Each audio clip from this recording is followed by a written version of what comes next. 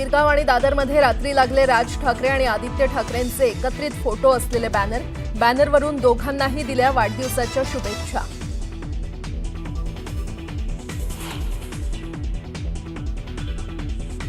आगामी स्थानिक स्वराज्य संस्थांच्या निवडणुका भाजप आणि मित्रपक्ष महायुती म्हणून एकत्रितपणे लढणार, मुख्यमंत्री देवेंद्र फडणवीसांची घोषणा।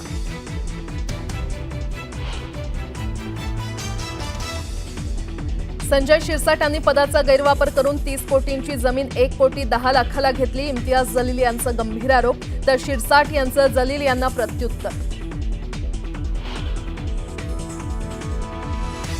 मराठा समाजाला हायकोर्टाचा मोठा दिलासा, आरक्षणाला स्थगिती न दिल्यानं गेल्या वर्षीप्रमाणेच शैक्षणिक प्रवेश सुरू राहणार, पुढील सुनावणी 18 आणि 19 जुलैला।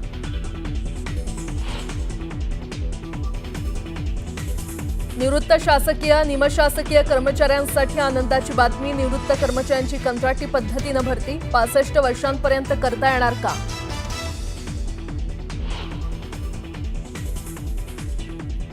छत्रपती संभाजीनगरमध्ये सिद्धार्थ उद्यानाची भिंत कोसळून 2 महिलांचा जागीच मृत्यू, तर 5 जण जखमी, वादळामुळे भिंत कोसळल्याची चर्चा, तर शहरात झाड कोसळून 1 महिला जखमी झाल्याची माहिती।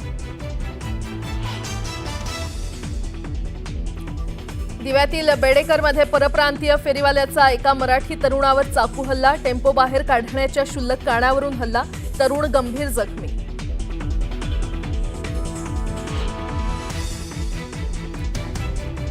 मुंबईसह ठाणे आणि मध्य महाराष्ट्रात आज आणि उद्या पावसाचा येलो अलर्ट, विश्रांती घेतलेला पाऊस पुन्हा दाखल होणार असल्यानं शेतकऱ्यांना काहीसा दिलासा।